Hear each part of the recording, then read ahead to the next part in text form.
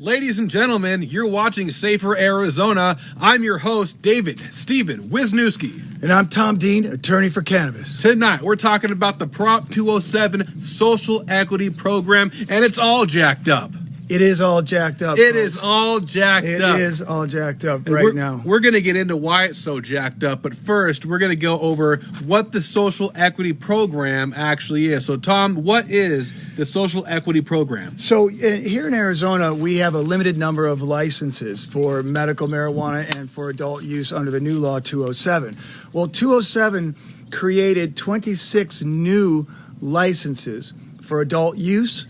They're called social equity licenses, part of what's called a social equity program in 207, in the Smart and Safe Arizona Act. And what essentially, it's very brief what's talked about in 207, but it says that these 26 licenses will be issued to persons who are members of a community that has been disproportionately impacted by the enforcement of marijuana prohibition in the past. So in other words, you know, what most people think is people who have been arrested or prosecuted and convicted, etc. That's the people, that's the impact, but it goes a lot farther than that, because it's about the communities that have been over policed for the last few decades under cannabis prohibition, and all of the damage that it causes when you incarcerate, arrest, prosecute so many individuals in those communities. Inner city communities in particular, for example, tend to have a greater representation by blacks and Hispanics in some of these areas. So we have a disproportionate impact on persons of color in inner cities. And there's other ways to look at these communities. Some people have mentioned that veterans should be eligible for these social equity licenses because they're disproportionately impacted, and because not only do they suffer the same consequences, punishments, and disruption of life that a non-veteran suffers when they're arrested and charged with a marijuana offense, but in addition to that, they lose their benefits. You know, they lose a lot of their benefits if it's a felony conviction. So, well, I like the sound of these licenses going to people who've been disproportionately impacted by marijuana laws in the past, because typically the kind of people we see getting these licenses are normally big mega investors, and it's kind of cool to see that someone who's gotten beat up get the opportunity to have their foot in the game. Exactly, and that gets me to my next point, which is this. There's a lot of different ways that you can think about these communities. How do you define these communities? What communities should be eligible? And that's been the debate for the most part. Most of the debate here in the last few weeks has been about that, in the last few months actually, but more intensely the last few weeks, because the department put out its first draft rules a couple of weeks ago. That was out for public comment, and there's a lot of comments that people submitted. I thought that the ACLU did a great job in a very comprehensive comment, but now they've issued a new set of proposed rules. This is the last draft rules that they're going to put out. The final rules are going to be issued by June 1st. So right now, most people have been kind of debating about what should define a community, because all they're saying basically in the first draft was, as long as you personally have a marijuana conviction in your record that's eligible for expungement, and you're near the federal poverty guidelines, then you are eligible to get a license. Well, a lot of people didn't like that because it didn't really speak to communities. It didn't really define communities. It defined just an individual who's been personally disproportionately impacted. And a lot of people said, well, wait a minute, how is that fair? This says it's for people who are members of communities, not who have individually been prosecuted. But putting that aside, the thing of it is, Dave, is that all of that is really academic. And this is the point I really want to drive home here. All of this bickering about what the communities, what they're going to be, and please, don't take that the wrong way. But the reason I say that is because right now, these draft rules, the day that the license is issued, the social equity license is issued, it can be totally bought out by a social equity qualified person. So in other words, big industry is going to come in, and they're going to snap all 26 of these licenses up the day that they're issued before the ink is even dry. And that's already in motion right now. There's already a lot going on in that direction already. So what difference does it make is what I'm trying to say. What difference does it make how we define a community if the day that the license is issued, it's gone and folded in, and it gets folded into a portfolio of a multi-state operator, and it's gone forever, literally a flash in the pan. That's jacked up, and that's just going to add to the consolidation of licenses, which what we really need is a more diverse spread of licenses throughout the community. Yeah. Right. First of all, I mean, obviously, we'd like to see a lot more licenses being made available in social equity type licenses and just regular type licenses. But the law created these social equity program that's supposed to go on and be a permanent fixture in Arizona's marijuana industry, something that can balance out the big consolidators, the big multi-state operators, that want to become the R.J. Reynolds of Arizona.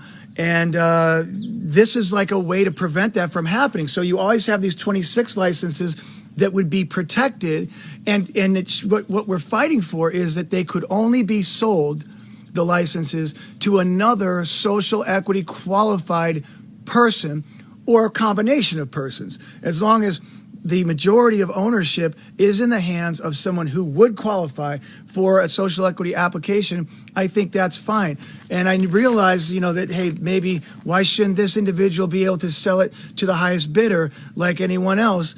And my answer to that is I realize that seems like a little unfair, but this was never meant to benefit individuals. This social equity program from the get-go was meant to benefit communities, whole communities, and not just the lucky individual who happens to win the lottery. So this is what I think is most important to fight for. There's other aspects of social equity, like the non-refundable $5,000 application fee and so forth. But here's what you can do. There's a demonstration, a protest, Thursday at 9 a.m. at the Capitol, downtown Phoenix. It's being put on by a group called Our Arizona. Their website, if you want to look them up, is ouraz.org, ouraz.org. They're the ones who are organizing this, but it's much bigger than just that organization, okay? I know of multiple organizations that plan on being there in show of support and enforce, because the department has hired a private law firm to write these regulations for them. You can draw your own conclusions about why it is that they're writing them in this way that would allow the whole program to be dismantled overnight. But the point being, though, is that we've got the department does not seem like they're going to change. Why would they? They're not accountable to anybody. They're not elected. They're just bureaucrats. And they're going to do whatever they want to do that they feel is in their best interest. They could care less about the public. At least that's what these rules indicate. And so, but the legislature or the governor could intervene and stop these rules from going forward and protect the social equity program so that we've got this for decades to come here in Arizona as a counterbalance to the big money industry people that have made no secret about their intention to consolidate all of the license into, if they could, just one owner. Whether that's possible or not, I don't know, but that's certainly what they would like to do.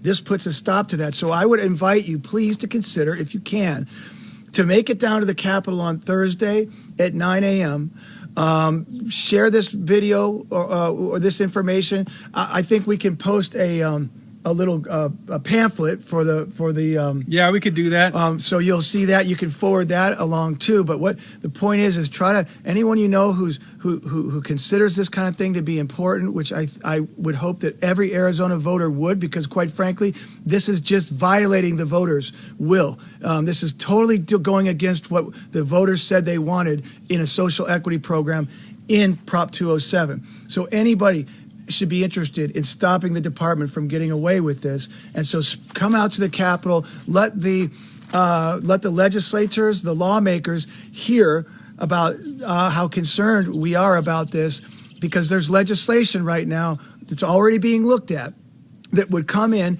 and establish perhaps an independent board to oversee the department, to make sure that the program serves the people it's meant to serve, which are cannabis consumers, in this specific case, social equity qualified people looking for a license, and not the industry.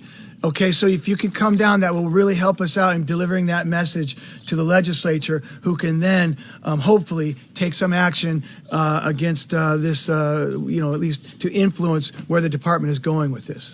Well, I'm going to be there, and it would be a shame to see this social equity program that's designed for people who have been disproportionately impacted by marijuana laws be disappeared overnight, just because there was no clause that protected them from selling it to the non-social equity partner. I think that's important to consumers, because we need to have that competition and diversity in the market, and we need to resist the consolidation of licenses, and that's what's going to happen exactly if we don't end up changing this. That's right. So, Tom, is there anything else you'd like to say before we conclude this broadcast? Listen, I do seminars on the social equity program. You know, some of you might have attended those, or on expungement, which is also something that's coming up real quick too. So if you need any information about that, please feel free to give me a call, 602-635-4990, or email me at tdean@attorneyforcannabis.com. All right, is that all? That's it. All right, thanks for watching, Thanks, guys. guys. Until next time, this was Safer Arizona. Thank you.